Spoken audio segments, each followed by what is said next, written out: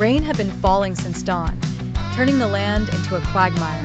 In a narrow trench that allowed only room for lying down and crawling, Lieutenant Arca gazed at the gray sky with eyes that had begun to lose their light.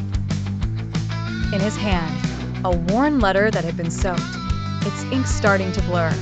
A letter from his daughter, Lyra, written with spelling not quite perfect, but enough to break down the defenses of a man as strong as he. Father, Mother says you're protecting our country, but I just want you home. I don't need a hero. I just need a hug. Lieutenant Arca closed his eyes. Around him, his remaining comrades fell silent. Some prayed, some just hugged their rifles like embracing the last hope. The enemy had surrounded them for 3 days.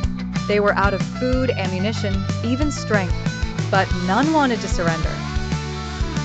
Not because of orders, but because they knew if they fell here, their village would be the next hell.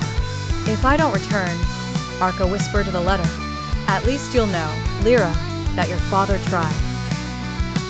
The last attack began with a boom. Arca stood, eyes red not from fear, but from too much he had to leave behind.